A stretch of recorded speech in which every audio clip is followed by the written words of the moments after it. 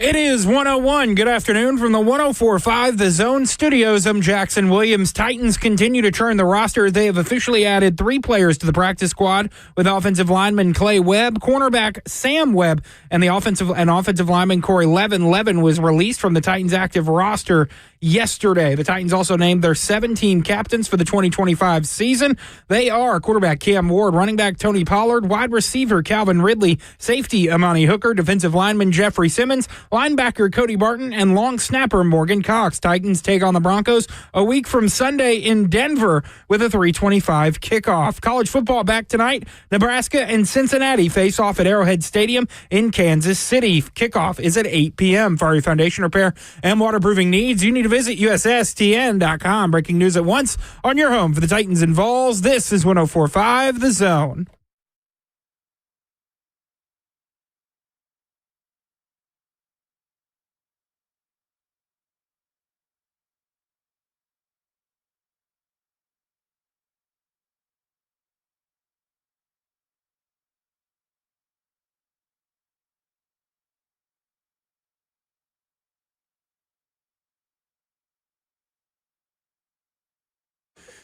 Cover 2 with Blaine Bishop and Zach Lyons here on 104.5 The Zone.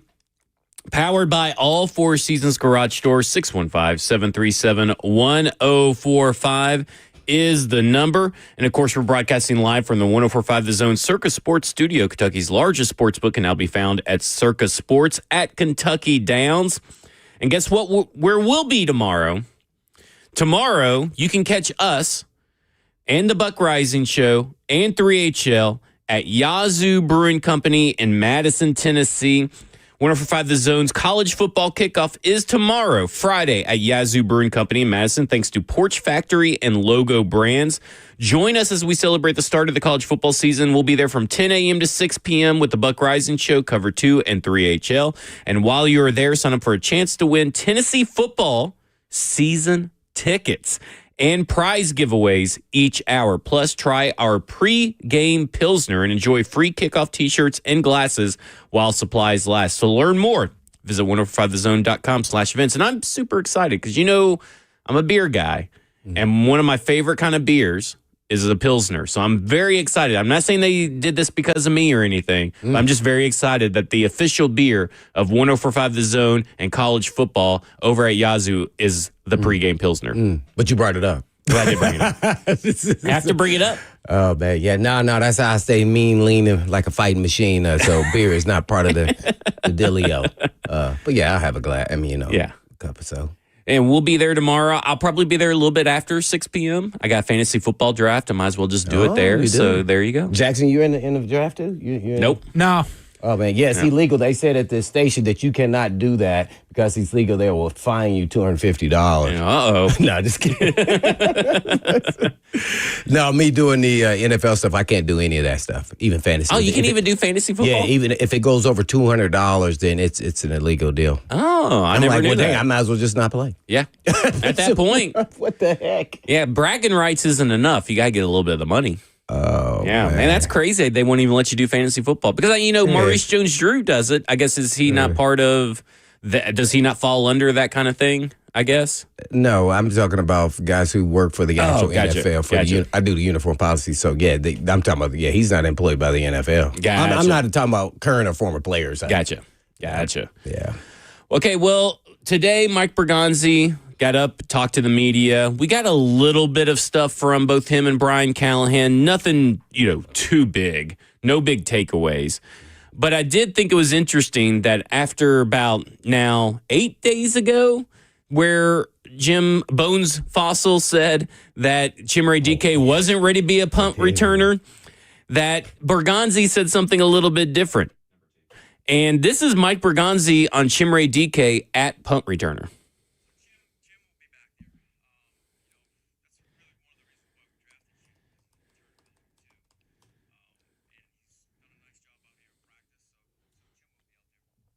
So he's going to be the guy because they were talking about James Prochet and all this kind of stuff, and Chim is going to be the guy. It does sound like Prochet's going to get elevated even week one. Now, the two punts he did get, he just fair caught. So we never really saw him outside of what you see in a practice return punts. Now, you've seen it in college. He did it in college, but hey, NFL is a lot different than college. So this seems like a weird risk to take for this Tennessee Titans team. But again, they've preached all season long that they're going to lean on these young players. And here's a pretty important aspect of the game that has been plaguing the Tennessee Titans for years, it feels like. They're going to give it to the young guy, and hopefully Bones Fossil and Chimere Dike can be ready that week 1 and not cost the Titans any kind of field positioning or fumbles or turnovers. Yeah, that one there was a little interesting because I guess I felt like it was coming just because of they cut Prochet. To me, he was the odds-on winner of that. That shows you in this league things are predetermined. DK didn't do anything to deserve to be the starter, to be all honest. Nothing against him. Yeah. But that's how the cookie crumbles. Sometimes when you already have it preset in your mind that this is what this guy's going to be to this team. That's how I feel about it. Because he was drafted and he did it in college. So to me, that means the communication from the GM to the coaching staff, which is Fossil, should have said, put him out there and we want to see him out there the most because we want to see if he's actually capable.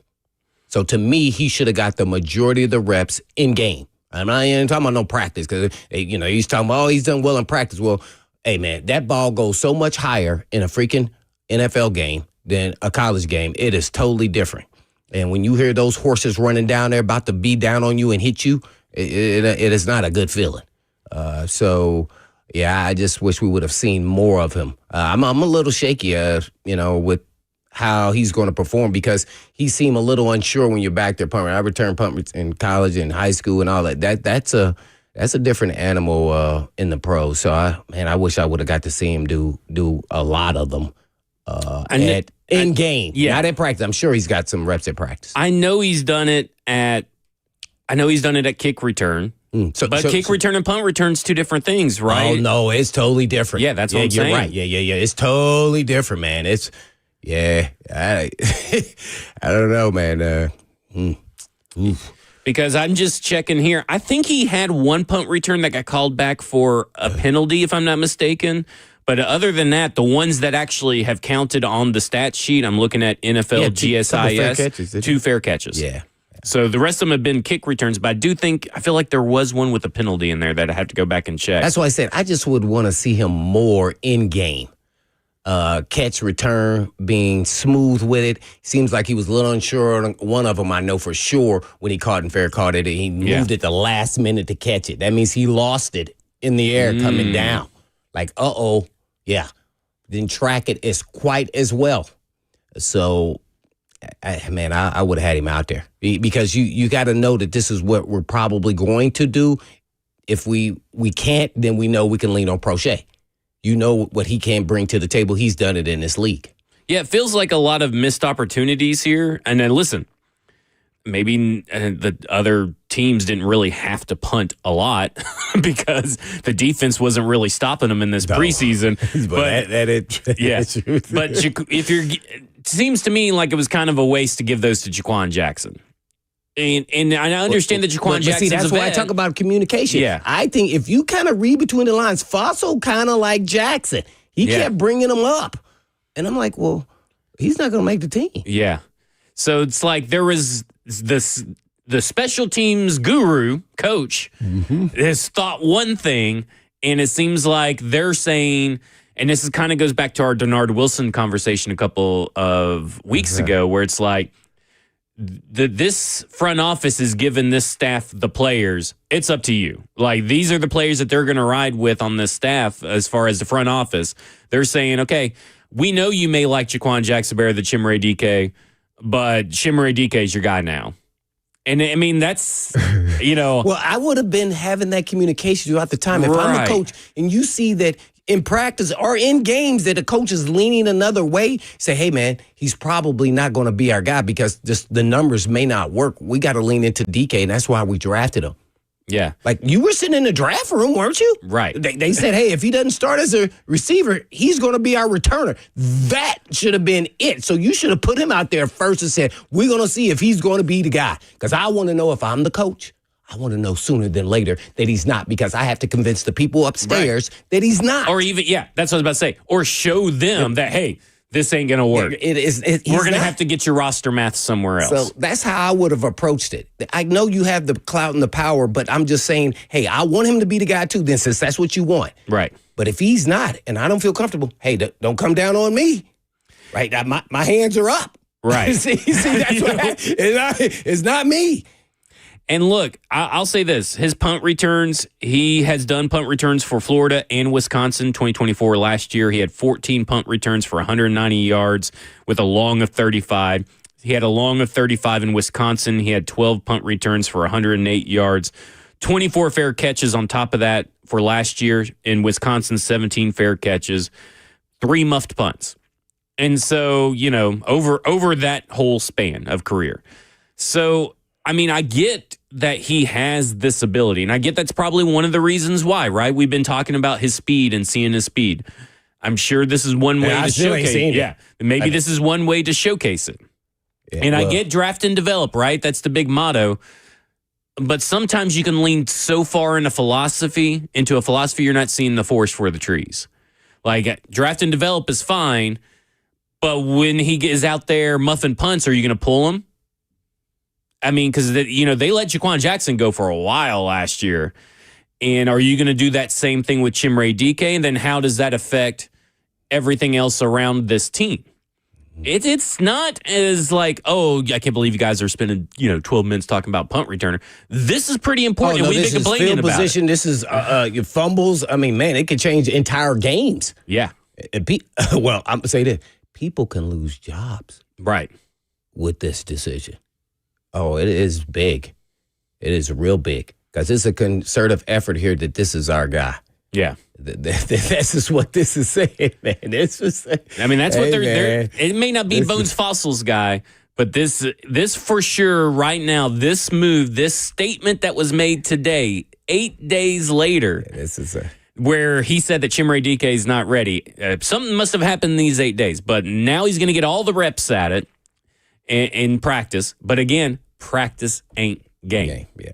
And I mean, but you went over his stats, so we know he is capable, right, in college. But everything is elevated to a whole nother level in the pros. And that's something that Mike Bergonzi talked about today. I don't remember which clip it was, but I got the quote right here. I hope he is, because to be honest, I'm a little bit more disappointed in him at receiver too as well. Yeah, I am. I keep talking about I haven't seen 4-3. 4-3 is a blaze of lightning. Right. Where's it been? I haven't seen it. And even in camp, you don't see it because he's been doing crossing routes and stuff like that. So we haven't really seen a lot of deep shots. Yeah, I just so I don't know if he's more just kind of a straight line guy who builds up speed, because people equate speed and quickness as though they're the same. That's totally different. Jaquan Jackson and Prochet are quick, and those are the ones that are harder to catch. It's like that little rabbit in the backyard, and you can't catch them. That's quick. But if you had to run a straight line, you probably could catch them. Yeah. No, these dudes are hard to catch in a little area, and I don't feel that with DK. And then they explode after 1 or 2 steps. They get up to top end speed, fast. I just said he may be the guy that gets faster as he goes along. That is nothing around what I just said. And that's maybe why I haven't seen it. Now, I don't know what his 10-yard shuttle was or any of that, but I just haven't seen it. He just looks like he's a fast guy like all the other fast guys out there. And maybe it's just the acclimation to the NFL so far, but maybe punt returner, again, maybe that's what will showcase that speed. I sure hope so. Because, I mean, the Tennessee Titans have been in desperate need of someone that can affect the change, the field, of the position on the field, right? Like, they've had a guy that changes it for the worse, that benefits the other team, but they need someone that can get them at least maybe 10 yards further down the field off a punt, that can get them, that won't turn the ball over. And that's what we need to see from Chimere Dike. And that's what Mike Bergonzi and Chad Brinker and that front office are telling us. This is the guy that we're going to put our faith behind to start the season. You know what I wanted to hear before we go to break? is Fossil say that he's going to be our guy. Yeah. And I wanted to hear Maybe he should have been the one to say it. Yeah, I wanted to hear him. No, he could have followed it up and said, hey, he's going to be our guy. He showed us enough. I think I would feel a lot more comfortable based off what he said before. Now, I don't think a lot changed in that 8 days, at least not for me. Right. So, because he didn't really get to return, I would have said, hey, man, this guy's going to be back the whole time. Maybe Fossil was trying to give all the guys fair shot to make other rosters because they knew they probably weren't going to be here. And maybe we'll hear from Bones Fossil next week at some point. Yeah, well, that's our decision going to be made. Yeah, the decision's made, but I mean, like, maybe he could provide some insight what went into the decision. Ooh. Maybe he changed his mind. Maybe he didn't. I didn't want him to have all this time to think about it. That's true. That's true. He can, he can prepare his answer. He can prepare his answer. All right, when we come back, we'll talk more. We'll switch gears a little bit. We'll go to University of Tennessee football and SEC football because we're going to also be joined by Ryan Schumpert of Rocky Top Insider. This is Cover 2 with Blaine Bishop and Zach Lyons here on 105 The Zone.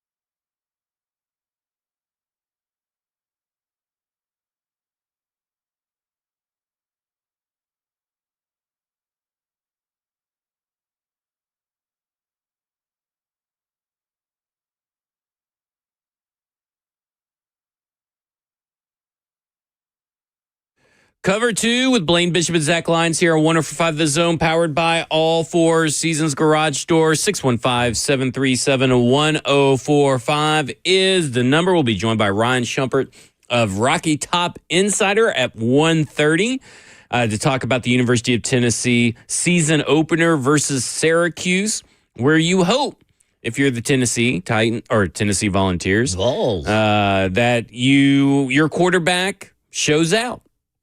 Because you really this season, kind of like the Tennessee Titans season, really lives and dies by the quarterback this year. And it's the most important position on the field, so that's a big old duh. But Joey Aguilar, 40 plus turnovers over his career. I mean, that's something that you're hoping is mitigated by Tennessee Volunteers offense. But we'll see. There's a lot of question marks for this Tennessee Volunteers team. One of the more intriguing SEC teams out there, in my opinion, because you got an unknown at quarterback. I mean, a true SEC unknown. I know he's played in App State and all that kind of stuff, but you don't really know what he's going to be in this offense. And in the SEC. And in the SEC. This offensive line is I've heard a couple of people tell me this is supposed to be better, but supposed to and is two different things. This run game should be fine. But the wide receivers, what do they look like? Bishop, they got Bishop. So there you got go. a Bishop, you're always set. You're always set. And we know the defense should be good, right? I mean, I don't think we have any. Unlike the Tennessee Titans, I don't think we have a lot of questions about the University of Tennessee defense, do we? No, not really. No. Well, you got the guy who's injured at corner, so you always wonder who's going to replace him, and then how long will that guy be out? Do we know if he's even? He's not going to play, is he? He's been back practicing. I don't. They haven't released his status for week one. He could be out there Saturday, or they may save him for probably Georgia. If you're going to sit him the first, wouldn't you? If you're going to sit him against Syracuse, there's no need to Georgia. What's up? When do they play Georgia? Week 3. Right. So why would you wait to play him at Georgia? You want to get him a game under his belt with a new ACL. So I'd play him the next game. I don't know if that's what I would do. I wouldn't play him, wait to play Georgia, the best team in the SEC. Okay, go run out here and test your knee against Georgia. I don't think I'd be doing that. I think the game before, who they play there? ETSU. Yeah, right. That's the game I'd let him get a little tester out. And I ain't saying the whole game, but I'm saying we need to get you out there and move and see how your knee responds too, by the way. Does it swell up after the game? Do you feel comfortable playing with it that way? So there's a mental side to it too. Whenever an athlete gets injured, the mental belief that you can do what you did in the past without mechanically thinking to move your knee is a big hurdle. Is always going to be a big hurdle. It is just because when you're rehabbing, you're systematically telling your brain to move your knee, to do this, where before it was just a natural, smooth deal. Just like writing, it's natural, and then put it in the left hand, it's not as natural. You have to mechanically tell you that side of your brain to write a C in cursive. That is what an injury feels like when you're recovering. I mean, it's a totally different deal, and you go through these highs and lows through the rehab, and that's how you lose confidence in your knee or Achilles or ankle or whatever it may be, throwing shoulder. So that's why it's not as easy as people want. Now, surgeries and guys rehabbing now have gotten easier, but you still have to go and do it again. And until you show that you are that same guy, people are going to test him. So I definitely would play him I would test him in the game before Georgia. Well, would you do a little bit in game 1 and then a little bit more in game 2? That way you kind of know? Well, I don't know where he's at in the rehab process. I think he's further on. I know they showed stuff before in the beginning of training camp, but that was really Austin Price has already said that he is not playing Saturday. Jamar McCoy will play the following week, however. Yeah. So there you go. The answers are questions. I thought he would. That's what I would probably do, because you don't want to start him off. And I mean, man, that'd be horrible. But you got to gain confidence though. It's more to it than just his knee is healthy and he can go. It feels great. He has to gain confidence, and boy, that's a big thing. Confidence when you're an athlete. How big of how big of a test can Syracuse present for this Tennessee offense? Because if you remember Tennessee, they looked really good starting off against Austin Peay last year and all that. UTC. UTC. Thank you. And wasn't Kennesaw at the beginning of that? I should have looked this up. We did not play Kennesaw. Okay, so that was someone else. UTC. So can this present a better test for this offense, or are we still not going to really know what this University of Tennessee offense is until week 3? Well, I have no idea. With the quarterback change, offensive line, I think we mentioned, the running back issue is not one at all. I think, and then wide receiver, I think, is a concern too. So till you see them out here playing, whether the opponent's an FCS or ACC or SEC, we really don't know. And then they didn't even come out with even though they always have co-starters on the depth chart. I mean, we don't even know if they're still maybe somewhat of camp battles. Right. Where coaches are still trying to decide at the last minute, maybe one position, maybe it could be guard or, so, you just don't know. These first games in the NFL and college, you just really don't know. Just think about this now. Texas and Ohio State, the biggest game probably all weekend is both teams have so many new players, highly coveted players, by the way, but they weren't starters last year. See, so what do you expect out of them? And if you lose, since you're losing so early, does that hurt you in the long run in making the playoffs? It was Kent State last year. It was Kent State? That's what it was. Another MAC school, man. I was thinking Kennesaw, but Kent. Yeah, one of those MAC powerhouses. But to your point, that I played against. And then we'll talk about Texas and all that later, but, there is a kind of a narrative starting to form out there. What's that? About Steve Sarkisian, and we just heard it about Ryan Day. Steve Sarkisian winning big games has not been his thing since he's been at Texas. And so if he loses to the Ohio State, granted a lot of new pieces, but I think that conversation gets a little bit louder as it goes on. Who are you going to get better? Nobody. I mean, but I mean, that's just how college football works. Noise is noise, I guess. Well, yeah. I mean, James Franklin hasn't won a big game either. But he's still making $10 million. College football, you get away with a lot. Because your question is, who do we get better? Yeah. We could make a change, but we're probably going to have to make a dip, and then it's going to come back up. Yeah. And I just don't know if, a lot of schools are willing to make that kind of commitment. I tell you what, his offenses are so fun to watch, though. I know. It's like Brian Flores' version of his defense in college football. It's like you never know what you're going to get. Sorry, it's got swag. Yeah. Man. All right, we're going to go to the phones. We're going to go to Ryan Schumpert of Rocky Top Insider. And Ryan, what can we really take away from this University of Tennessee offense versus a team like Syracuse in week 1? Yeah, it's a good question. I think, it's one of those things where, like a lot of these games early in the season, it'll be a lot more telling if things go poorly than if things go well. I think if Tennessee isn't able to run the ball to start with, that would be a major, major concern. But I think that's the expectation, that they'll be able to run the ball pretty well against just about everybody they play. And Syracuse should be no exception to that. So, that's box number 1 you have to check for Tennessee. If you can't do that, I think it's a major red flag. And then you get into the passing game more, and especially some of the down the field stuff. I think that's what, before Nico Iamaleava left, before so much other stuff came up in Tennessee's offseason, that was kind of the question, is how does Tennessee get back to creating explosive plays in the passing game? And not that they won't have any the rest of the season if they can't get any in the Syracuse game, but I think kind of to the same effect, you want to see them be able to create some explosive plays down the field in the passing game. And if they don't do that against Syracuse, it certainly doesn't bode well for them to do it against some of the better teams on their schedule, like Georgia here in 2 weeks. Take us through kind of the acquisition of Joey Aguilar, from the acquisition of Joey Aguilar to now starter, like his growth as a quarterback and a player and a leader, according to what you have seen and what you have heard around the Tennessee football program. Well, first, it's funny you go back to it out in the academic calendar at UCLA, how wonky that was. I thought it was going to be at first that he might not even get to Knoxville until June, but he's able to get to Tennessee in May, and I think it's been sort of a crash course of him trying to learn the offense, learn an offense that's at least unique in college football and different from what he's done before.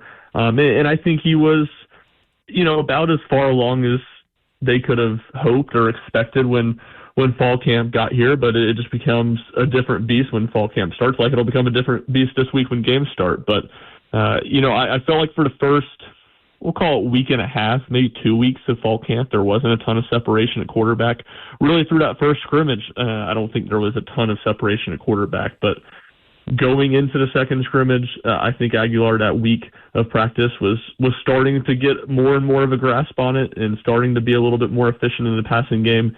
And then it felt like in that second scrimmage that Tennessee had, I guess 2 Fridays ago now, is when he really took the reins of the job. He had a really nice day that day, and then followed it up with another strong practice as Tennessee was kind of wrapping up the camp portion of the preseason and starting to get into game prep. So that's kind of what it feels like. He won the job, especially that second scrimmage.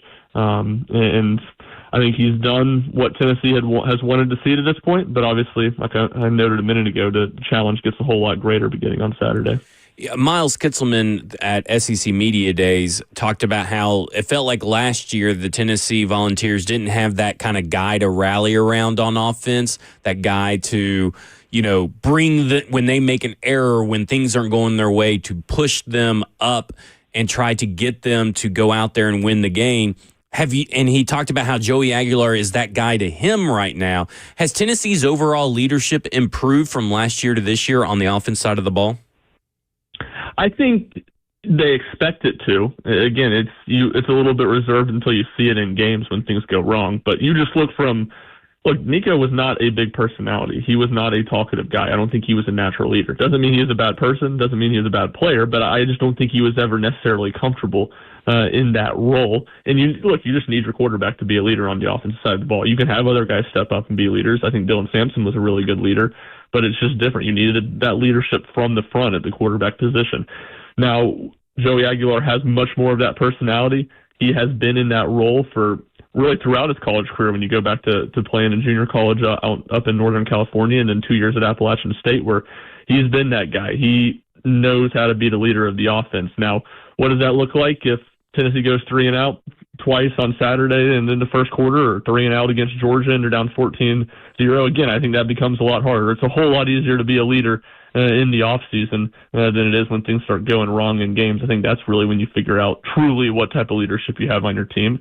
But you just look at kind of the makeup and the experience he has compared to Nico. I think there's reason to believe Tennessee will have better leadership on the offensive side of the ball this season. We're talking to Rocky Top insider Ron Schumpert about the upcoming Vols football season. Yes, Ron, thanks for coming on, man. With no depth chart coming out, are there any battles still going on that maybe we know? Because I don't even know who's going to be. Is Boo Carter going to play, or is he going to start, or even in the mix? So I was trying to look for that, at least even if it's at co-starters with that and everything else. So what could you tell us about who's still battling, or are there any battles still for starters? I think we have a pretty good feel of what the starters will look like, but I think rotations is what's going to be curious. What does running back look like? There's been a lot of buzz around all three guys in that room, Deshaun Bishop and Peyton Lewis back, and then Star Thomason from Duke. So I think what that looks like, who ends up getting the most carries, they say they're going to ride the hot hand. How quickly are you ready to go to a hot hand? And I think it's tough when you talk about Tennessee's offense. It doesn't sub a whole lot within drives. You could be late into the second quarter before you really even have multiple drives for one of those, for a bunch of those guys. So how aggressive are they with some of that? I think on the offensive line, we know what those starters are going to look like. I think it'll be Sam Pendleton at center and Jesse Perry at right guard. Do we see them rotate some in the interior? They talk about wanting to do that, but that's a little bit of a see it to believe it thing for me. And then defensively, I don't know if it's as much starters, but a defensive tackle behind Bryson Easton and Jackson Moy, who are going to be starters. Who are those next guys up? David Hobbs would have been in that role. He's going to miss some time early in the season with an injury. And it's pretty unproven behind those two guys, and then Hobbs as well. So do they go to a freshman like Ethan Utley and Isaiah Campbell? Do they go for some older players that really aren't more experienced? And then, I think the Boo Carter situation is going to be interesting. I asked Josh Heupel about that on Monday, and he said he anticipates him playing, and he has to continue to check off boxes. But Josh Heupel is always very coy, and it wouldn't be the first time that he tells us someone's going to play and they don't play. So my personal expectation, more from speculation than anything, is that we for sure see him on special teams. I think we'll at least see him returning punts, but how many snaps is he actually getting at the star spot on defense? I'm not really sure. So that, amongst other maybe rotations more than necessarily position battles, we'll be really curious to see on Saturday. And what about receiver? You think someone's going to step up and take control of kind of being the star of the group? There's going to be opportunities just from, one, the amount of new guys, and two, they don't really have a lot of depth there. Like last year, they had a lot of depth. I think you could argue that it wasn't super quality depth, but no one got force-fed a ton of targets in large part because they were rotating and no one ran with the job. You know, Dante Thornton was by far their most productive and their best receiver, but he struggled to stay healthy at times, which limited his snaps in games. So I think Mike Matthews is going to get a ton of opportunities. He's as healthy as anybody in that room is going into the year. He's obviously a former 5-star recruit and an extremely talented receiver. He's the one you point to and say you want it to be him. If anybody's going to take it and run with it, it feels like he's the most likely. So that's, you know, just up there with quarterback. That's a super big question for Tennessee's offense. And I think just as a whole, we saw them play so much 12 personnel last year, and they're kind of banged up in the slot. Braylon Staley has missed time to begin fall practice, and he's been back out there a little bit more in the last week, 2 weeks. But how healthy is he? How close to 100% is he? And if he's not, do they go to a guy like Amari Jefferson, the transfer from Alabama, who hasn't played a whole lot of college football, or do they just lean on 12 personnel and try to play a little bit more ground control and lean on that run game we talked about a little bit earlier? Imagine this, Ryan Shumpert, commissioner of the SEC. Now, who are the 3 best rivals of Tennessee Vols? You tell us. And now, is that different than if you were the fan, or are they the same? Yeah, I think the rivals you would say are probably the same, because I think it's Alabama for sure. I think Vanderbilt from the in-state aspect, and I think you have to say, just looking at it objectively, it's Florida. Now, if you're a Tennessee fan and you're saying what third game do you want, I think you're probably saying Kentucky because it's an easier game. And you can certainly make the rivalry argument. They've played a whole lot more times than Florida over the years. It's as close to any school in the SEC to Tennessee is. So there's certainly an argument there. But I think when you talk about truly what the game means to both to the conference and has over the last 20, 30 years and to fans, I don't think there's really any doubt that Florida's a bigger game. And look, you could argue that would be the case for Georgia. It's not going to happen with Georgia. They're going to play Florida. They're going to play Auburn. And I don't think they're going to throw another team at them. But Florida, besides Georgia, it's kind of up in the air who their 2 other permanent opponents are going to be. So I think that's more plausible. And then South Carolina's kind of a dark horse. I think that it's possible it could be too. And certainly with the Shane Beamer, Josh Heupel getting to the 2 respective schools at the same time, and there's been a lot of talk on and off the field between those 2 sides, and I think that's an entertaining possibility as well that the SEC could go with. Ryan, when it comes down to Boo Carter, that whole situation, and now his mom, who is just posting endlessly on social media about her son and this team in Colorado and all this kind of stuff. What is the general feeling around Knoxville about Boo Carter's situation heading into this season, and what Boo Carter's situation will be after this season? I feel like the general feeling is that there's very little chance he's on the Tennessee football team next season. After this season ends, it just feels like the writing's on the wall there. It feels like if he, at the end of July, had the transfer portal that he could go somewhere else, he probably wouldn't be at Tennessee. But I think there wasn't any better situation for him than to come back to Tennessee and try to win the trust of his teammates and get back on this team. So I think when it comes to this season and what his role is, I mean, they're paying him. You're going to pay him. He might as well play. He's a talented guy. I don't think you are going to give him anything he doesn't deserve necessarily. But if he's out there making plays for Tennessee, whether that be on defense or whether that be on special teams, I'm pretty skeptical about any of the offensive stuff. But whether it be either of those 2 things, I think you can forgive a lot of faults if he's playing well and you're already paying him money. You might as well use him. So long term, I don't have a whole lot of thought that Boo Carter is going to be at Tennessee, but for this season, I think he's going to play a lot and be a part of this team. And whether there's a little bit of working his way back into that or needing to earn more trust, that wouldn't be shocking. But I would say in, again, 2 weeks, week 3 of the season when they're playing Georgia, I expect Boo Carter to have a full workload. with that, what really caused all this? Do you have any insight as to what caused this divide between Boo Carter and the University of Tennessee? From what I've been led to believe, it is him missing workouts and no showing team activities in the summer.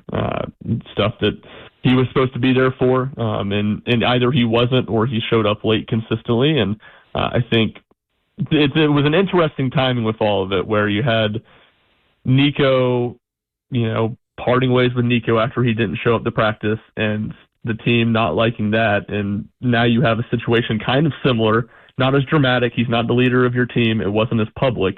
But I think the leaders on Tennessee's team kind of had the feeling that this can't fly. We can't allow this to happen. And that led to a interesting spot for Josh Heupel and maybe a more difficult path for Boo Carter to get back in good graces than it would have been in maybe some other circumstances.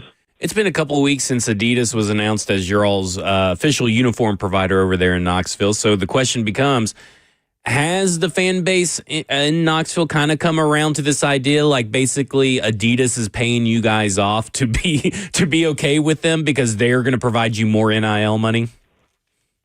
I think I would kind of honestly compare it to the Josh Heupel, Nico Iamaleava situation, weirdly enough. When Nico left and Josh Heupel said, we're not going to pay you more money and, you go somewhere else, everybody was on board with it. It made sense in principle, and it made sense at the time. Now, Tennessee goes out there and wins 7 games this year, and their quarterback play is terrible. I don't think anybody in hindsight is going to be very happy with that decision. I think it's kind of the same way with this Adidas Nike thing. Right now, it makes a lot of sense. It just how much more money they are going to give the university compared to Nike. How could you not see the logic of it and agree with it? Now, if Adidas, when we fast forward, 10, 11 months when that deal would begin next July, if the uniforms look terrible and it's the same issues we saw with the last time Tennessee was with Adidas, then I think you're going to see some people be upset. But for the time being, I think everybody's on board with it and happy with it. Ryan, before we let you go, lastly, I see Heupel got an extension once again, but no pay raise. Kind of take us through the thought of what the AD is thinking with no increase in pay. Danny White's very much does extensions year by year. Mm-hmm. So just about every year, basically every coach at Tennessee, if he's happy with the performance, gets a year extension. So I think it was just about that was the nature of it. It was in line with him to get an extension, and I think the timing of it was maybe a little bit strange why they announced it this week. But he's already making, I think it's at $9 million right now in the upper echelon of the SEC. So I believe got a pay raise 2 years ago. So I wasn't shocked to see no pay raise. He's still paid like a top 10, top 12 coach in the country, and really very little change to the terms of the contract at all. Really, I think the only thing was more use of plane for personal flights was really the only change to it. So a contract extension, and I'm sure that'll keep up appearances and be good for recruiting, but not one with a ton of substance in it. Well, Ryan, we really appreciate it. Enjoy the game. Final prediction for Syracuse versus University of Tennessee. Yeah, I'll say Tennessee wins something like 31-14, 31-10, so somewhere in that range. I think they win comfortably. All right, that sounds good. Ryan Shumpert of Rocky Top Insider talking all things Tennessee football. We greatly appreciate it, Ryan. Yeah, I appreciate you guys having me on. Y'all have a good one. No problem. When we come back, we'll talk a little bit more about some Tennessee football. This is Cover 2 with Blaine Bishop and Zach Lyons here on 104.5 The Zone.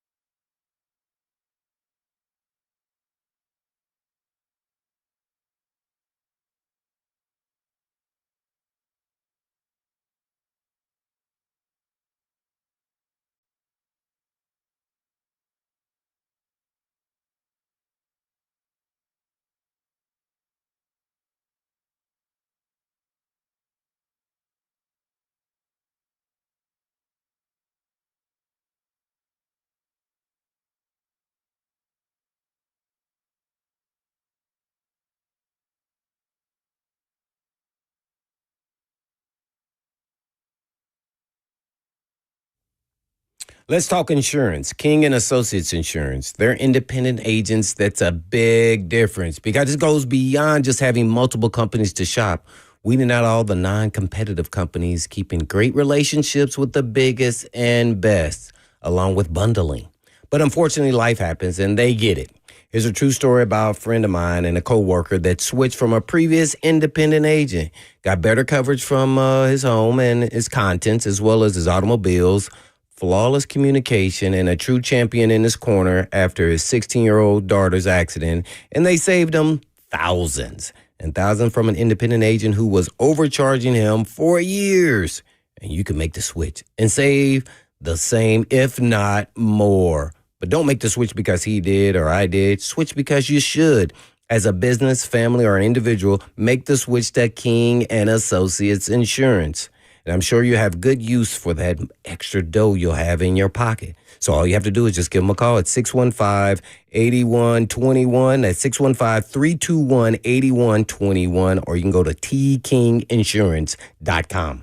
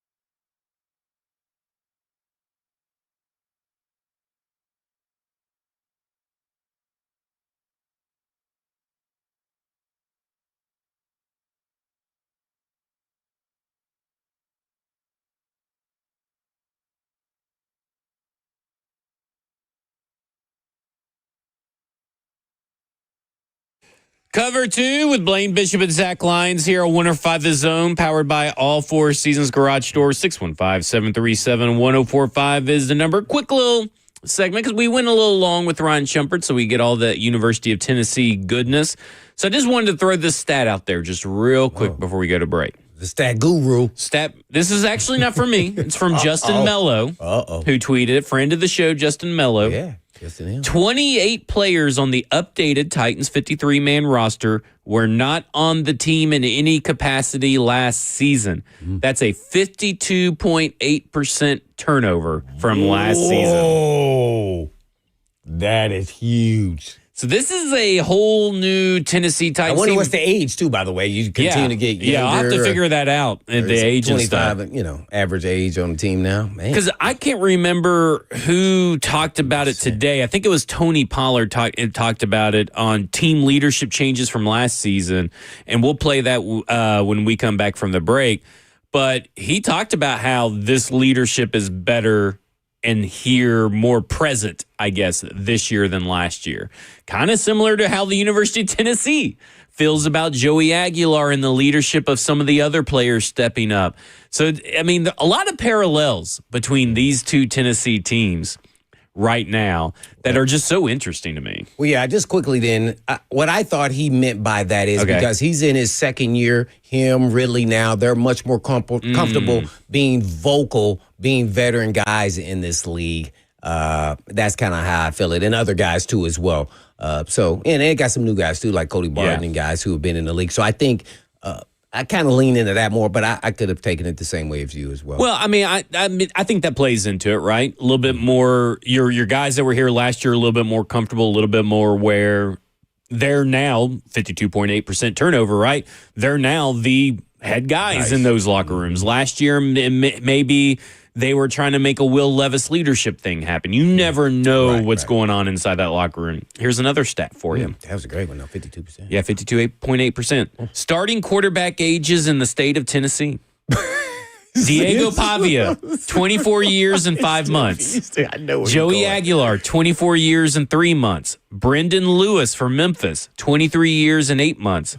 Titans Cam Ward, 23 and 3 months. That's hilarious. So he's the youngest quarterback in the state of Tennessee out of the three big colleges and one NFL team. That's pretty interesting. Oh, wow. Just some interesting stuff. I thought he was going to say he was 24 and they were all the same age. Oh, no, he's the youngest. Cam Ward's the youngest. The sky's the limit for that young fella. Jackson. Cam? Yeah. Oh, yeah. Oh, yeah. I'd hope the rookie quarterback is younger than me. He's the leader of a franchise. Now, you're getting to that age where it's really weird that you're going to start being older than most NFL players, which is a really weird feeling. Like when coming to find out that I was older than believe I'm older than Chris Johnson, CJ2K, was really weird. Because it doesn't seem like it, but I am.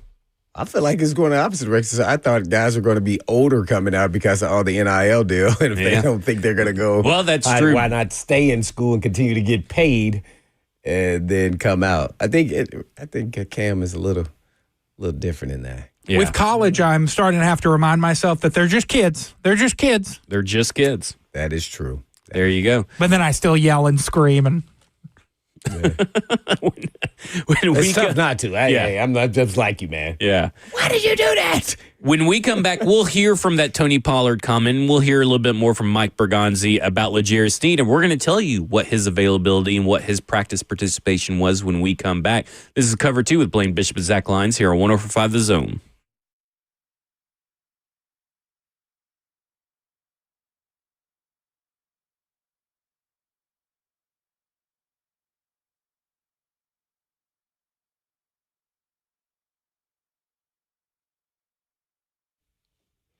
Hey, folks, I've been talking about Tennessee Orthopedic Alliance for years because they're the leading experts in sports medicine and performance and the team physicians for the NFL, college, and high school athletics across Tennessee. And TOA provides sports medicine coverage to more high school and college sports teams than any orthopedic group in the state of Tennessee. They have 29 locations throughout the state and over 100 physicians throughout Middle and East Tennessee to take care of all your musculoskeletal needs. And TOA has 11 urgent care locations with the walk-in availability 7 days a week. They offer direct access to sports medicine and performance, physical therapy, and nutrition. Personalized rehabilitation plans to enhance mobility, reduce pain, and improve overall physical function for patients recovering from injuries or surgeries. And I definitely know about that. So TOA also offers sports performance training, a specialized program designed to enhance athletic performance and provide tailored training solutions for athletes at all levels and ages. So please check out their services at TOA.com. Yes, that's TOA.com.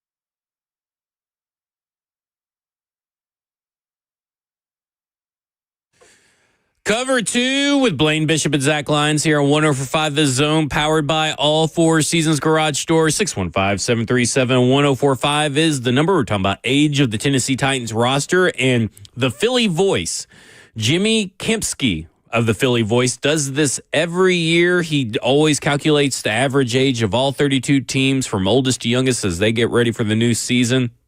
He did it yesterday as of around 8:30 p.m. last night. Mm-hmm. The Titans have tied for the fifth most 29-plus players in the NFL at 15. Now, he's missing 2 because they actually have 17, according to ProFootballReference.com. But the oldest, or the most, is 25 with the Washington Commanders. The Packers have the least amount, 29-plus players. You know how many they have? Anybody want to guess? 7. 7. What do you got? 9. 4. Oh, my. 4, which is insane to think about. The Packers, of course, with that, have an average age on their roster of 25.2. 25.5 is the Eagles at number 2. Eagles. The Eagles. Oh, my. The Eagles.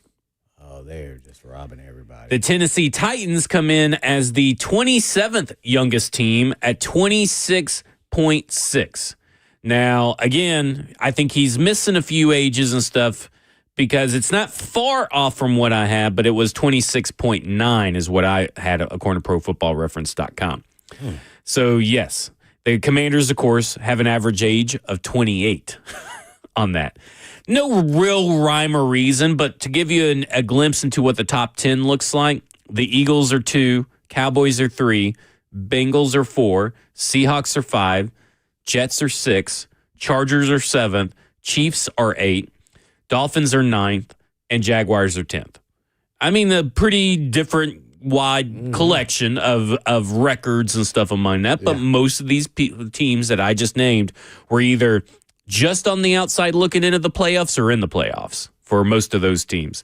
So maybe there's something there to a win-loss record, but when you're talking about draft, develop, and retain, they're not quite there yet. I mean, of course, Kevin Zeitler is 35, so he probably skews the average just a little bit for the Tennessee Titans. Oh, yeah. What is he, 35? 35. Oh, yeah. So he's probably skews that age just a little bit. But for the most part, when you're talking about this team, they're going to start being younger and younger. They'll probably start being in that top 10, top 15, and not in the bottom like they have been at least this year. Yeah, I was a little surprised hearing that, but now I guess you kind of go Zeitler. Yeah, he kind of messed up everything. But, you got even Monty Hooker has been here for the team. He's still young with 27. Man, I would have felt like the team's young. I guess Calvin Ridley, Pollard. So there's guys scattered throughout, but man. Brandon Allen is 33. Oh, he needs to go just for that. He got to go. I mean, so he is Johnny Hecker's 35. The whole school. So you got Johnny Hecker, Brandon Allen. Yeah. They are along with Kevin Zeitler, are the 3 oldest guys. Yeah. And Morgan Cox is 39 years old. Yeah. So we got to delete some of these, not saying that, delete them off the team. Well, Brandon Allen. But, we got them, they skew the average. Yeah, they definitely messed. Because I thought they would be one of the youngest. Ooh, that's tough. Yeah. Quandre Diggs is 32, so there would be another one right there. Another one. Tyler Lockett is 33. So when you really start talking about some of these guys on one-year contracts, this average could skew way in the other direction come next year. Just imagine if they hit on all these older vets who still have a little bit left. Yep. Man, this could be, dare I say, Commander-esque. Could be. But not enough for us to be going on national radio to say surprise AFC team. I know that's what Jackson did. We got beat. Jackson, what you got? What is Dan Moore's age? Does he calculate into this? He's only been in the league for 4 years. Who's this? 27. Okay. Dan Moore. Yeah, Dan Moore's young. He's only been in the league. He just finished his rookie contract. He had a 4-year deal. Yeah. He was a 4th-round pick or something like that. Yeah, 4th round pick for Cincinnati, if I'm not mistaken, is where he's from. Is that right? Oh, I think. I don't know. Maybe having him. Now I'm thinking I may have him confused with James Hudson. I do that sometimes. Just random players confusing for whatever reason. You know so many players. For whatever reason. I don't know why I'm confusing James Hudson and Dan Moore. He went to A&M. A&M. Texas A&M. That's right. There you go. Oh, A&M. Speaking of one vet, the Tennessee Titans are desperately in need to see on the field this season. This is from Terry McCormick. Khalil Mullins and J.C. Latham, no practice today. Kevin Winston was back on the field, but did not do any team drills. Tavondre Sweat, Lloyd Cushenberry, and L'Jarius Sneed were all full participants today. Woo, man, we better mark this down on the calendar, man. August 28th at 2:09 p.m. He full participant. Now, I don't know what full participant technically looks like to get that classification. But that's what they told us. But that's what they told us. So they're setting their own self up for failure if they come and start practicing. That's just their fault. And to be honest, Mike Bergonzi talked about L'Jarius Sneed's availability, and we're going to let you hear from the man himself from Boston on L'Jarius Sneed.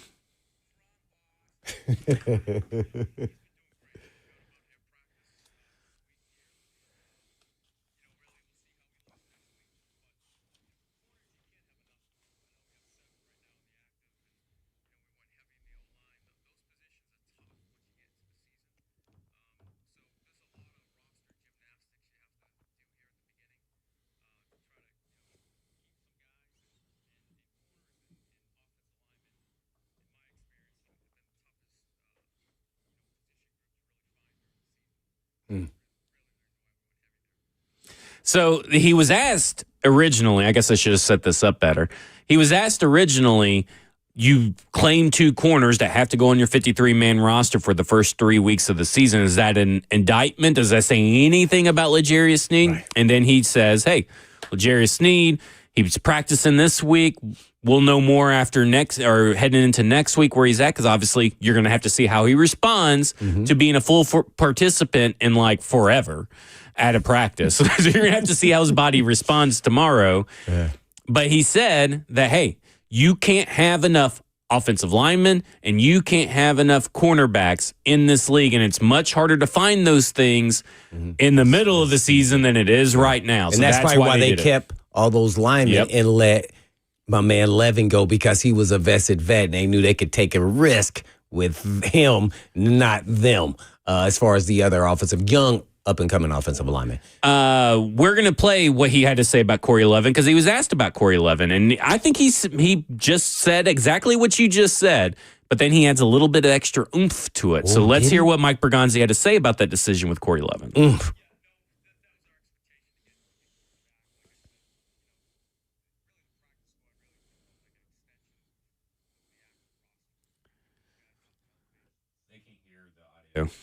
To do that with Corey right now, but Corey's going to be here.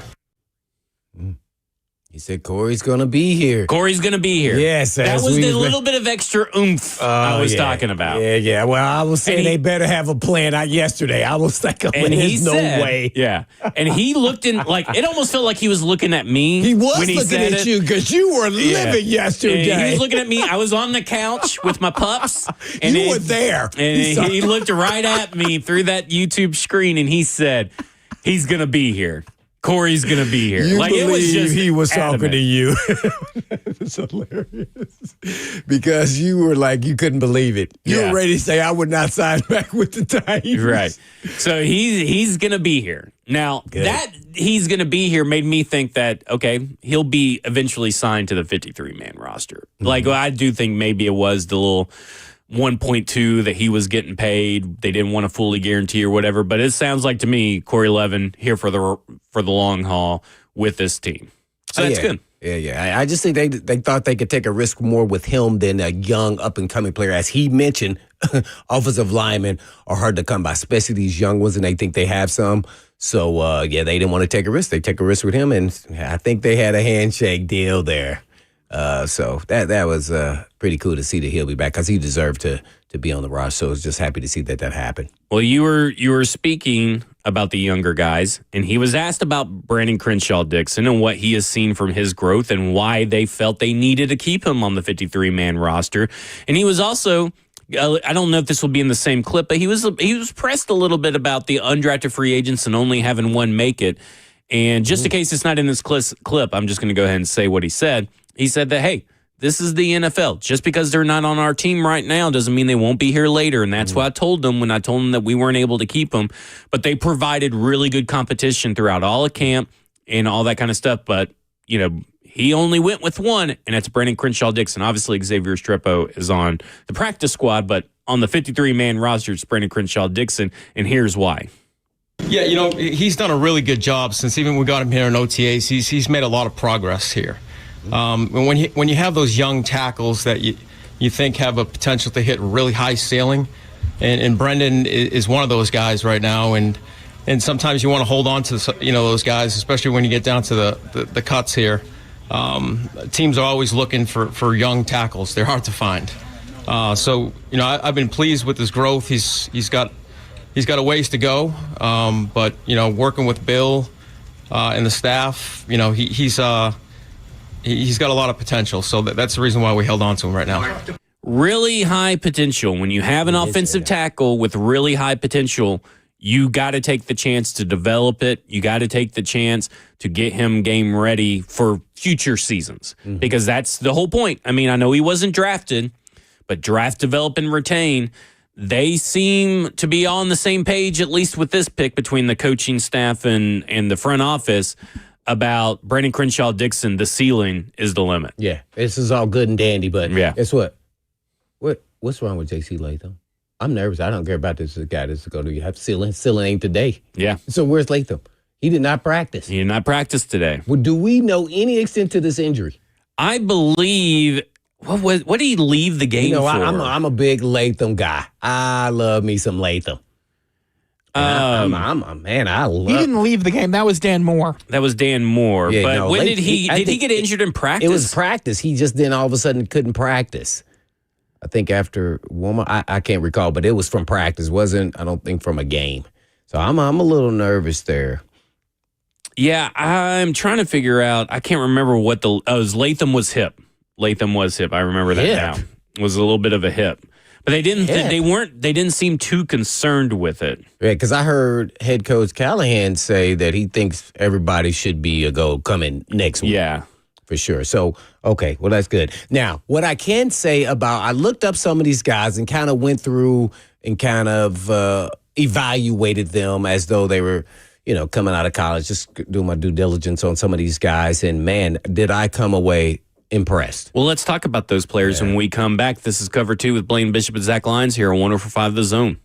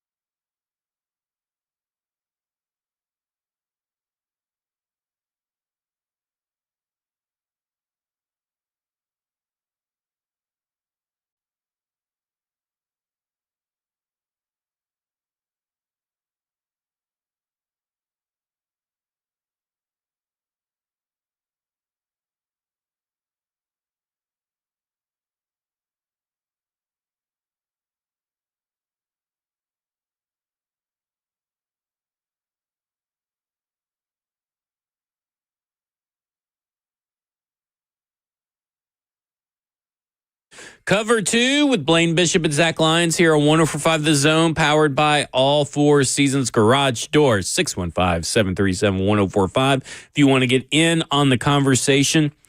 And before the break, you were talking about what you have seen from some of these waiver claims that they have made, the film that you have gotten around to. And I figure we could start with Jalen Armour Davis because Jalen Armour Davis was one. And here's a clip from Bergonzi, but we talked about this yesterday on this show. Someone was listening, I guess, in media and asked him because we were like, well, he has a big injury history, was on IR 3 times last year, has not stayed healthy his whole career.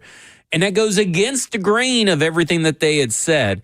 And we just had Joseph and Bert pull this clip for Jackson, and it's loaded up. But is Mike Bergonzi going against the grain for Jalen Armour Davis's and his injury history? Yeah, Jalen, we looked into, and I've studied Jalen since back in Alabama. He has had some injuries, but we feel like we have a good plan here with the training staff and Matt that we're going to be able to get him up to speed. He's a talented corner. As we were going through, these preseason cuts, really, he was, one of the better corners out there that we saw. He's still young. He's talented. And there was, 4 other teams, I think, put a claim in for him, 4 including us. I think anytime you can add a young corner to the roster, that's why we put the claim in. So a lot right there. Now, those 4 teams that did put in the waiver claim. Well, it was 3 other teams. 3 other teams. Sorry, 4 including him were the Saints, Dolphins, and then the Eagles. So one good team. Eagles doing a lot of heavy lifting if you're talking about, hey, some good teams. But obviously, he said kind of what we thought. They must have the utmost faith in their medical staff and their training staff. He kind of preached on that. But he said, hey, we saw a lot of good things on tape, a lot of probably the best corner in that became available. You've seen some tape. You've watched some tape of his. What did you see from Jalen Armour Davis? Well, I did a deep dive in just his history here. And this guy's a highly coveted, recruited player. In his first year at Alabama, he got injured with a knee and didn't play at all that season. He used that as a redshirt. I'm giving you the history. Yeah. And then he kind of played special teams and spot played at corner until his junior year, and then he started and came out. Yep. 1 year he started. I think they won 2 championships, I think, while he was there. I know for sure 1. And he ended up being a 4th-round pick. This guy meets all the measurables. 6'1", 200, 4.39 at the combine. I was trying to look for every time he played. When I saw him on tape, I was thoroughly impressed. He has all the attributes to be a good corner. Only negative I could find was more so just the injury. He was a little tight in the hips, a little different in location of the ball, deep ball, but that was being really picky. I mean, man, he has length. He has aggressiveness. He could play man-to-man bump. He could play off. I think this guy is a depth piece that if he got to start and played healthy, could prove that he is a starter in the National Football League. That's what I got from watching him. I mean, he was drafted in the 4th round. Now, I always talk about there's some form of luck, right? And the luck is that you stay healthy and then you're at the right place, the right time. Right. That is the luck part of it, playing in the National Football League. So that means if, say, somebody goes down and Snead, and then he gets an opportunity to play, or whoever it is. I'm just using Snead because he's in the past. And if he gets out there and he stays healthy for a length of time, I think people are going to look at him totally different than how they're looking at him as injury prone. Obviously, with teams all trying to get him or putting the claim for waivers. So they saw what I saw. And you could talk about how good those teams are not, but corners are tough to come by. And I thought this guy had every bit of everything. He was all SEC, second team in 2021. I thought he should have stayed in probably another year, but I don't know how some of these guys think, and I don't know their personal situation. But yeah, man, he looked pretty good, man. He makes plays on the ball. I was stunned because I had never heard of him Yeah. I'd never heard of them, and I kind of pay attention, especially Alabama. Well, it's who because of produces the corners. Alabama history that Right, you they really produce forget that he corners was even over and there. over. Right, and it's because I think because he only started really Right. 1 year. He played multiple years, but it was just that 1 year he started and then made second team All SEC in 2021. And to really talk about the Eagles, right? Let's talk about that. They're going to claim him. They have to put him on the final 53. Well, they already have Keely Ringo, Adoree Jackson. They already have Quinion Mitchell, Jacorian Bennett, Cooper DeJean, and Mac McWilliams. They have. They didn't need it. They didn't need it, Yeah, but they saw still play. something in it because they're a team that says, okay, if we can keep him healthy behind the scenes, okay, we're not. They haven't been too happy with Keely Ringo, who they drafted a couple of years ago outside of Georgia. Yeah, they haven't been very happy with him.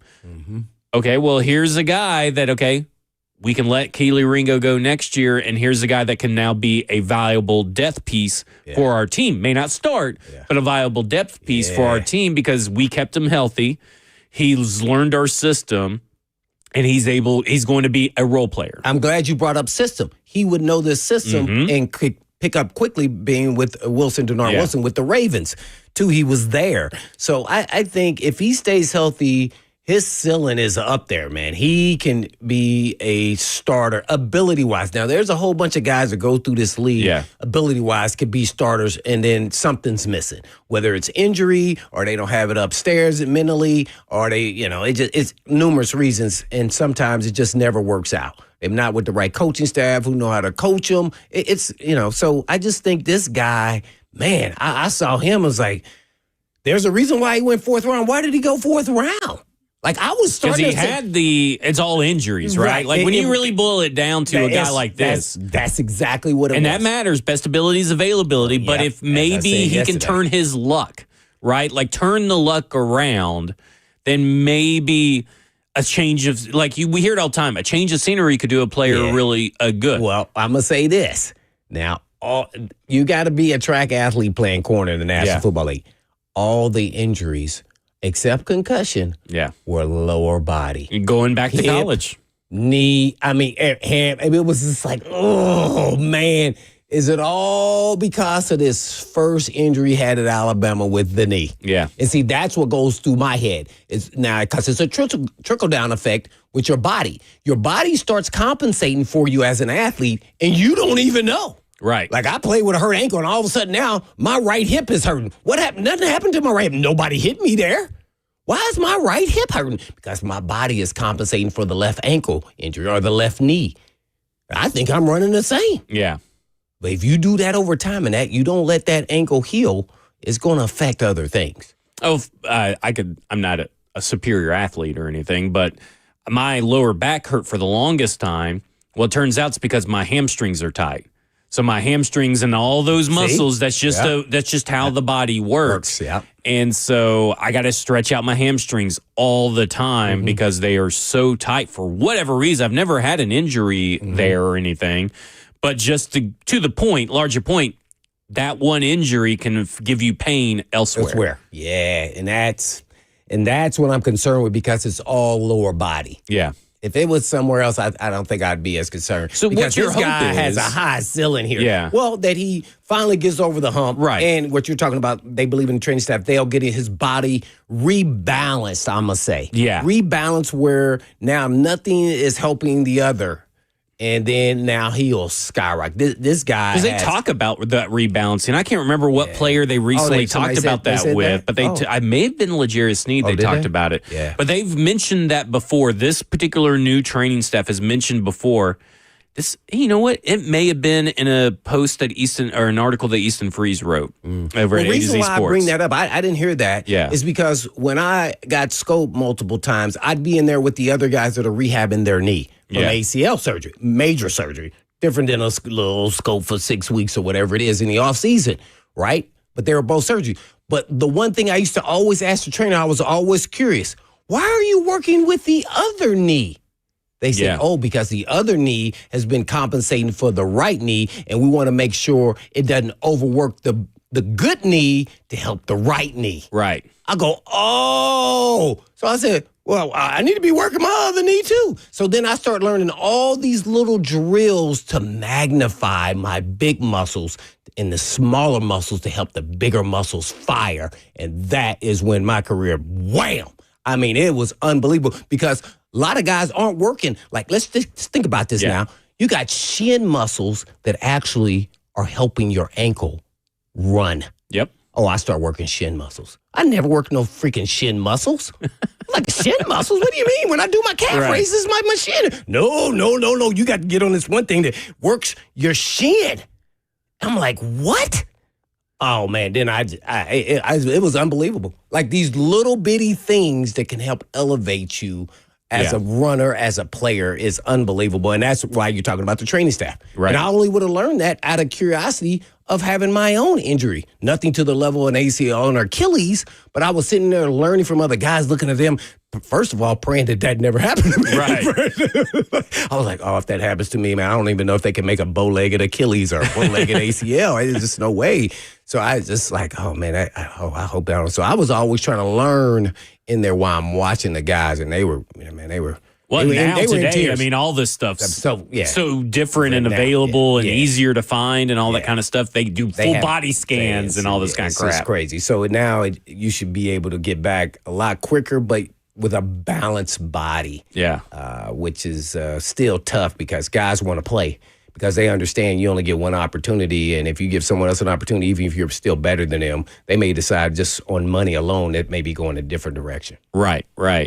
And to be honest, a play like this, a claim like this, may not be for because a lot of people probably expected, okay, well, if they're claiming two corners and they let Gabe Judulali go, are they going to let another guy go? And it's not. This play seems like a long-term play, like when you're talking about keeping guys around. Because when you claim them, and I'll have to go back and see what his contract even looks like. So he was a fourth-round corner. I don't know if he ever got cut. So, but you claim what their contract is. Was, right. Mm-hmm. So I don't know what his contract was when he got signed, but even if he's maybe under contract next year for the Tennessee Titans, I don't think that's how the math works, though. But just hypothetically, that they're looking for, seems like a play for next year. Samuel Womack may be a play for this year in certain situations. He may see the field. He's a little bit more experienced, has remained a little bit more healthy. But this seems like a play for next year is like, okay, maybe we don't need Daryl Baker, or maybe we don't need L'Jarius Sneed, and we can maybe get out of L'Jarius Sneed's contract, and we have insurance policies behind us. Not replacements, but insurance policies. Well, when I think insurance policy, I think just for this year. Yeah. That's kind of how I look at it, and if they can get the most out of them in a short window, I think they'd be all in, and I think that's why they made this move. Now, Womack is a different guy. Like, he's not as talented as the Davis. There's difference here. Now, he's 5'10", 190. He played with the Colts and he got drafted by the 49ers, I think, in the 5th round from Toledo. And Toledo produces a lot of physical corners. Yeah, they do. He looks physical. He looks really smart. I was thinking, okay, 5'10". He was playing outside, by the way, the whole time, even everywhere he's been drafted, even in college. So I was just like, well, dang, he must have long arms or something to make him look like he's, and then he didn't have long arms. So I just thought he was technically sound. Sometimes when he gets outside of his technique, it brings trouble. But he was a zone man guy. And I liked him much more in the zone than man because he has great instincts for the position. So plays with experience and aggressiveness. I would say he's a same version as Brownlee, but not as aggressive. Okay. He's that guy. So they're somewhat similar. I think Brownlee may be a little bit taller, maybe an inch taller than him. But I would prefer him in a slot, but he's only shown outside in the NFL. So, and he's done a good job. And I watched him when the Colts played the Titans. He got a couple PBUs and we should have had a pick. I mean, he dropped. So he gets his hands on the ball. He makes plays. So I love both of these guys that they picked up. These guys can play. They know how to play in the National Football League. Week 6 against Tennessee Titans, he was targeted 4 times, only allowed 1 reception, and he had 2 pass breakups. He allowed a 39.6 passer rating. And then in Week 16 versus the Tennessee Titans, as a Colt, he He was 3 for 5 for 68, so a little bit rougher day that day. And he had an interception that day as well. So he had an interception off Mason Rudolph. So 2 pass breakups and an interception versus the Tennessee Titans. Not only that, to your point of where he plays, he has played 587 coverage snaps. 587 coverage snaps. And defensively, 907 total snaps. Okay. So 907 total snaps. 787 of that 907 outside. Yeah, he was an outside guy, and I was kind of stunned. And I get it because when he's with the Colts, I forgot the guy, number 23 is really good for the Colts. He's been there for a little bit, and he's probably high level, one of the top slot guys. In the NFL. Kenny Moore. Yeah, right? Moore, Junior, I think, or something like that. Yeah, and he plays outside in the, base formation, then goes inside. So I think that's why he probably couldn't get any playing time, but he is a really solid corner. Great depth guy there. That's why I said both of these guys are NFL backup players, potentially Davis a starter if he could stay healthy. Yeah. Potentially. And these guys they were solid players. And I think that's why they got them. And they're still somewhat young. Yep. We'll continue talking to the Tennessee Titans when we come back, and we'll also go to Alec in Hermitage, who wants to talk about the coaches. This is Cover 2 with Blaine Bishop and Zach Lyons here on 104.5 The Zone.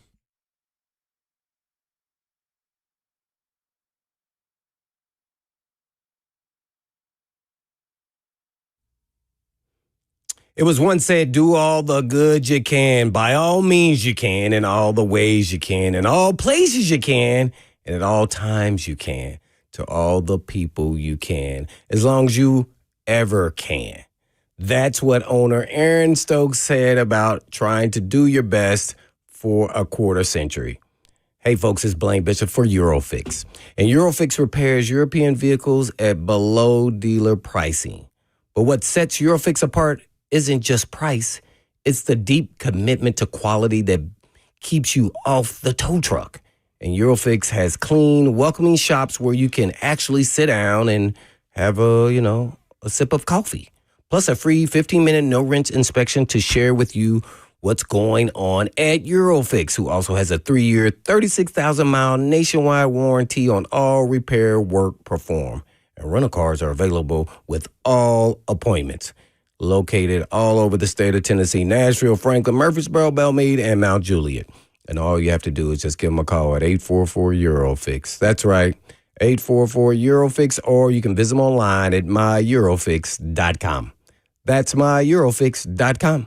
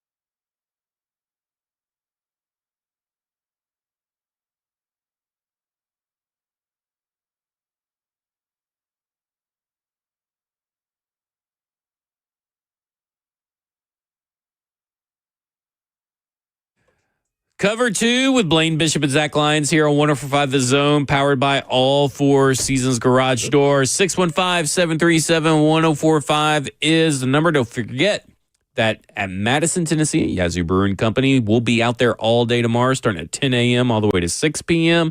Our show will be there live, so come say hello. Come have a pregame Pilsner and enter for a chance to win University of Tennessee football season tickets.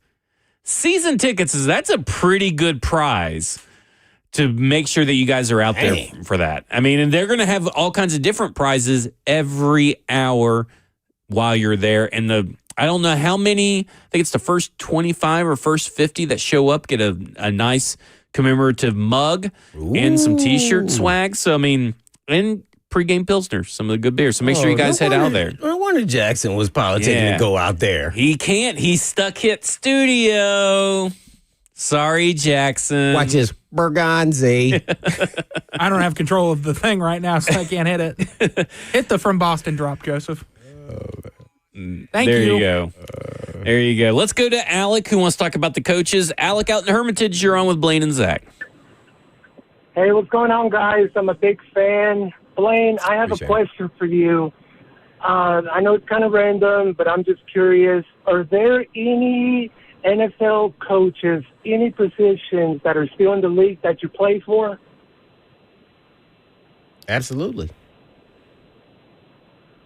Are you just wanting to know who they are? Yeah, I just want to know who they are and if they're still in the league. Yeah, they are. You want to run through them? Well, I don't know all of them. Yeah, real quick, if you guys don't mind. Well, okay, let's just start with the big kahuna, Andy Reid. Andy Reid. Steve Spagnuolo was my defensive back coach who, all these guys I keep in touch with, by the way. He is now the defensive coordinator for the Kansas City Chiefs. Leslie Frazier is now the defensive coordinator, who was my DB coach at the Eagles, is the Seahawks defensive coordinator.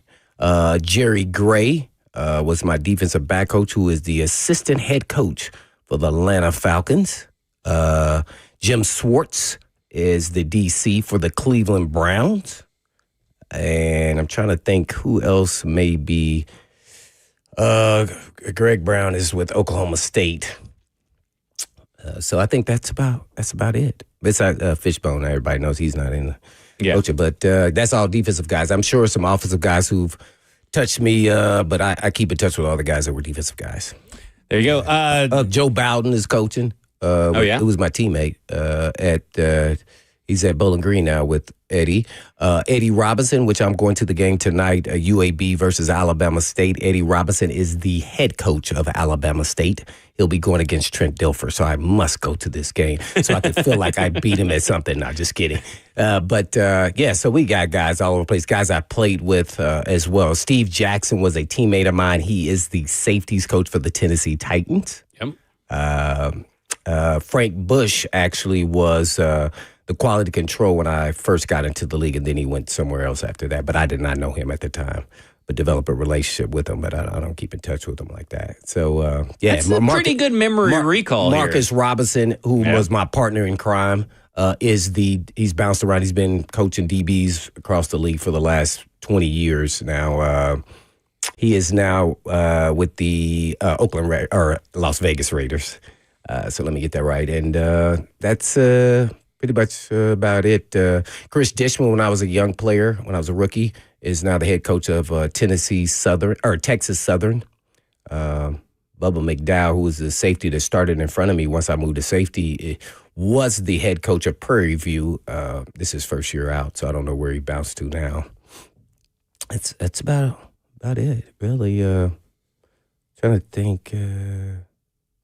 No, that's it. That's all I can think of. Josh Vaughn, who works at Yazoo Brewery, who I met at the install, who's big fans of the show. He's in the F&M Bank chat, Twitter, YouTube, Facebook Live, and he says, "Don't worry, Jackson. I'll put stuff aside for you. So you will have your little shirt and a little mug for you." I thought he was coaching or something. And it will be the first 200 people that get to the brewery will get a commemorative pint glass and T-shirt. So there you go. The first 200 people. Oh, I'm going to be number one. You can be number one. So you got to get there at like 9:30. I'm going to be number one in my heart and mind. Oh, there you go. Always, man. You got to there you go. Support yourself as well. I have to say, I'm always thoroughly impressed by your memory, because I know you talk about having a photographic memory or something close to it. But being able to rattle off all those guys that you just rattled off. At first, you were that was the first time I ever done that. At first, you're like, oh, I don't know if I can remember everybody. And then you remember everybody. I don't know, man. There's some people I'm forgetting too, man. I do a text before every season I send to all the coaches. It's cut and paste to all the coaches that I know. Well, now you just told them it's cut and paste. Yeah, so but the they don't listen to radio. They're coaching. Okay, they got time. But so I send them all the same thing. I may add an emoji or something. Yeah. So it's all the guys around the league, but we talk periodically throughout the off seasons too. I would just try to get tight in because the game has changed so much from a coaching perspective, and and with being passing and all these new offenses and everything. So I always just try to stay into the flow of what's going on. I just kind of like it. That's cool. Justin Mello, friend of the show, is reporting that the Titans are close to re-signing offensive tackle John Ojukwu to their practice squad. A source just confirmed Ojukwu should clear waivers here shortly. Ojukwu was surprisingly waived on Wednesday after making the initial 53, but the plan was to always get him back on the practice squad. So we'll see if, as long as he clears through waivers, he should land back with the Tennessee Titans. So there you go. So here's what I'm thinking the Titans were doing. I'm just now thinking about why this happened. Is they thought everybody waived everybody they didn't want, and then now they've picked up everybody they wanted, and then they released Juku. Yeah. So hopefully now they don't have a space unless they think he's better than what they picked up. And that's what we know. They'll be somewhat really close. And do they want to take a risk? We'll just go with the guy we got. And then we get him back. Yeah. So the navigation of the roster manipulation is what they have done. Which really would make sense. Mm-hmm. And then they think that, okay, what if someone takes a chance on Brandon Crenshaw Dixon, who is who we think has a high ceiling, so maybe someone else out there has seen something from his preseason. Yeah, we think he has a high ceiling. So at the end of the day, they are coveting a high ceiling over a guy that's played snaps in the NFL, right tackle. But he may have reached his ceiling. Good example of that, when we were talking about the two cornerbacks, Davis, I think he has much more higher ceiling. Yeah. I think Womack has touched that ceiling. Yeah. See, so that's it's two different players here, but you're using them for the same thing as depth pieces, and you know what you're getting, at least with the Womack. Right. I was about to say, you know what you're going to get with Womack. Yeah. Like you know what you're going to get with Darrell Baker Jr., like you know what you're going to get with a bunch of these players that they have on there. Like you know what you're going to get with Cody Barton. And that's not a knock on Cody Barton, because Cody Barton has looked great. But you know that you are getting a guy that's going to be dependable, available, and always in the right spot, and a good leader. Yeah. But be quite honest, so far, from what we've seen, team captains, just real quick. They got voted on, I guess, by the players last night. They were announced at a dinner. How important is that to be named a team captain by your peers and not giving it by your staff? Yeah. Your peers are always the one you're trying to gain respect for. So, absolutely. I'm excited for all those guys, but who's done a really good job. And, the big conversation is Cody Barton guys who are new, as well as Cam Ward coming in and kind of earning his way already. So that's always a good sign. And I think leadership's probably, for me personally, is his best quality. And I'm talking about his talent as well. So I just think at that position, leadership is probably just as valuable as his arm talent. And I think he's got it. Some quarterbacks have it. Some have more than others. Some guys are just not that kind of player. Like they're not like vocal leaders. They're kind of one-on-one conversation guys. I mean, a good example of that is like Marcus Mariota was a really good player, but as far as his leadership skills, I just think he was kind of a quiet guy, and I think that's who he was. So I had to respect him for not going outside of something that he wasn't, because it would have been not authentic to the other players. And I think the guys who are leaders, they probably have been leaders at some point in time in their career. Leadership just doesn't happen overnight. It's just not that way. At some point, you either have it or you don't in your career. Yeah. And now you can learn stuff, you can take classes, seminars, but sometimes most of that stuff just comes naturally to a player. And if memory serves, I believe Marcus at that time in 2015 it was an assigned captain by the staff, not voted on by the players. Not saying that he wouldn't have gotten it if he was voted on by the players, but there is a difference between that and this, in that this was voted on by the players. You got Cam Ward, you have Calvin Ridley, Tony Pollard, Jeffrey Simmons, Cody Barton, Amani Hooker, and of course Morgan Cox. So there you go. Yeah. Those are your captains. 3HL's Solid. up next. We'll see you guys tomorrow. Yazoo Brewery. We are out of here. This is Cover 2 with Blaine Bishop and Zach Lyons here on 105 The Zone. And in the meantime, and in between time, peace.